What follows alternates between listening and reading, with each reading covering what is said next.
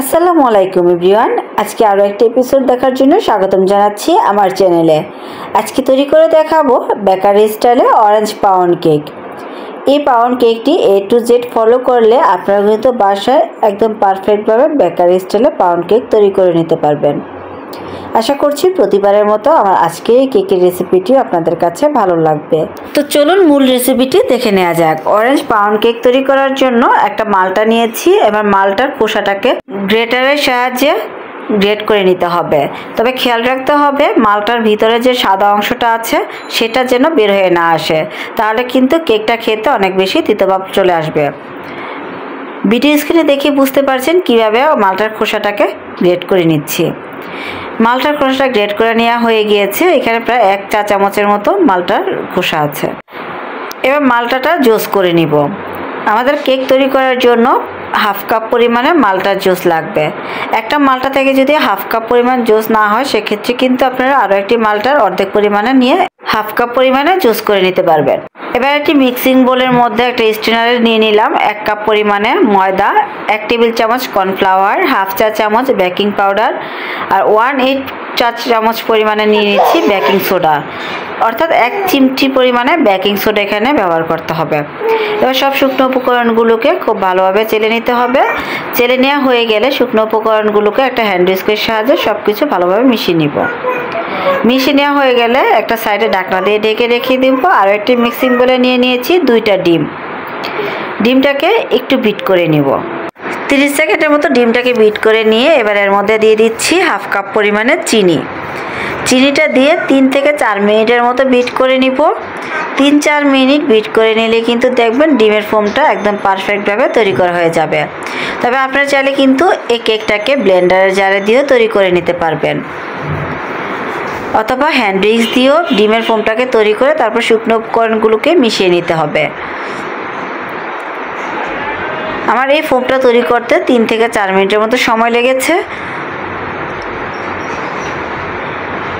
এ পর্যায়ে কিন্তু ডিমের ফোমটা একদমই তৈরি করা হয়ে গিয়েছে। আর ডিমের ফোমটা কিভাবে বুঝবেন পারফেক্ট হয়েছে সেটা একটু বলে দিচ্ছি। বিটারের স্ট্যান্ডে তুলে ড্রপারটা যে পড়বে, ড্রপারটা কিছুক্ষণ থেকে তারপর আবার ডেবে যাবে, তখনই বুঝতে পারবেন ডিমের মেরাংটা একদম পারফেক্টভাবে তৈরি করা হয়েছে। এবার এর মধ্যে দিয়ে দিচ্ছি 1/3 কাপ পরিমাণে সয়াবিন তেল। তেলটা দিয়ে 15 থেকে 20 সেকেন্ডের জন্য বিট করে সব কিছু ভালোভাবে মিশিয়ে নিব। এর বেশি বিট করলে কিন্তু ডিমের ফোমটা থেকে পানি ছেড়ে দিবে, তাই অতিরিক্ত বিট করা যাবে না। সব কিছু ভালোভাবে মিশিয়ে নেওয়া হয়ে গেলে আগে থেকে চলে রাখা শুকনো উপকরণগুলোকে 2 থেকে 3 বারে ডিমের ফোমের সাথে মিশিয়ে নিব। এরপর যে একটা হ্যান্ড উইক্স দিয়ে ডিমের ফোমের সাথে শুকনো উপকরণগুলোকে মিশিয়ে নিতে হবে। প্রথম স্টেপ মিশিয়ে নেওয়া হয়ে গেলে এর মধ্যে দিয়ে দিচ্ছি অরেঞ্জ জেস্ট। মালটার যে খোসাটা গ্রেট করে রেখেছিলাম সেটা এখানে দিয়ে দিলাম। এবার আলতোভাবে সব কিছু ভালোভাবে মিশিয়ে নিব। প্রথম স্টেপ মিশিয়ে নেওয়া হয়ে গেলে এবার সেকেন্ড স্টেপে বাকি শুকনো উপকরণগুলোকে দিয়ে মিশিয়ে নিব। শুকনো উপকরণগুলো ভালোভাবে মিশিয়ে নেওয়া হয়ে গেলে এবার এর মধ্যে দিয়ে দিচ্ছি হাফ কাপ পরিমাণে অরেঞ্জ জুস। আমার এখানে হাফ কাপ থেকে অল্প একটু পরিমাণে কম আছে, তবে এটাতে কোনো সমস্যা হবে না। অরেঞ্জ জুস দিয়ে আবারও সব কিছু খুব ভালোভাবে হ্যান্ড উইক্সের সাহায্যে মিশিয়ে নিতে হবে। সব কিছু ভালোভাবে মিশিয়ে নেওয়া হয়ে গেলে এবার এর মধ্যে দিয়ে দিচ্ছি 1 চা চামচ পরিমাণে অরেঞ্জ ইমালশন। অরেঞ্জ ইমালশনটা দিয়ে আবারও সব কিছু খুব ভালোভাবে মিশিয়ে নিব।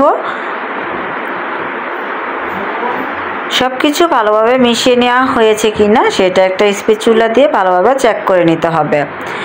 আর কেক ব্যাটারের ঘনত্বটা কেমন হবে সেটা একটু দেখিয়ে দিচ্ছি। আশা করি ভিডিও স্ক্রিনে দেখেই বুঝতে পারছেন। আজকে কেকটা বেক করার জন্য 1 ইঞ্চি পরিমাণে একটা মোল্ড নিয়েছি, একটা বেকিং পেপার বিছিয়ে নিয়েছি। কেক ব্যাটারটাকে একটু উপর থেকে ঢেলে দিব যাতে করে ভিতরে বাবলসটা কম ক্রিয়েট হয়। 2 থেকে 3 বার খুব ভালোভাবে একটু ট্যাপ করে নেব, তাহলে ভিতরে বাবলসটা কম ক্রিয়েট হবে। এবারে চামচের উল্টা সাইডটার মধ্যে সামান্য পরিমাণে তেল ব্রাশ করে ভিডিও দেখা প্রসেসে একটা লম্বা দাগ টেনে নিয়েছি। কেকটাকে 160 ডিগ্রি প্রিহিট ওভেনে 35 মিনিটের জন্য বেক করে নিয়েছি। একদম গরম অবস্থায় কিছুটা পরিমাণে সুগার সিরাপ ব্রাশ করে দিতে হবে, তাহলে কেকটা অনেক বেশি ময়েস্ট এবং সফট থাকবে। এবার কেকটাকে একটা ঢাকনা দিয়ে ঢেকে অপেক্ষা করব কেক এবং কেক মোল্ড পুরোপুরিভাবে ঠান্ডা হওয়া পর্যন্ত। কোনোভাবেই গরম অবস্থায় কেকটাকে মোল্ড আউট করতে যাবেন না। কেক মোল্ড এবং কেকটা পুরোপুরিভাবে ঠান্ডা হয়ে গিয়েছে। এবার একটা নাইফের সাহায্যে সাইড থেকে একটু ছাড়িয়ে নিচ্ছি। কেকের মধ্যে যে বেকিং পেপার দিয়েছিলাম সেটাকে একটু তুলে নিব। কেকটা কতটা পারফেক্ট হয়েছে সেটা কিন্তু ভিডিও স্ক্রিনে দেখিয়ে বুঝতে পারছেন। এবার কেকটাকে একটু স্লাইস করে দেখিয়ে দিচ্ছি ভিতরটা কতটা পারফেক্ট হয়েছে। আমার আজকের কেকের রেসিপি যদি ভালো লাগে প্লিজ আমার চ্যানেলটা সাবস্ক্রাইব করে পাশে থাকা বেল আইকনটি ক্লিক করে রাখবেন, এতে করে নতুন রেসিপিটি সবার আগে আপনার কাছে পৌঁছে যাবে। ফ্রেন্ডস এবং ফ্যামিলির সাথে শেয়ার করতে ভুলবেন না। ভিডিও স্ক্রিনে দেখে বুঝতে পারছেন কেকটা কতটা পারফেক্ট হয়েছে। চলে আসবো ইনশাল্লাহ আবার কোনো নতুন রেসিপি নিয়ে। সে পর্যন্ত সবাই ভালো থাকবেন, সুস্থ থাকবেন। আজকে বিদায় নিচ্ছি। আসসালামু আলাইকুম।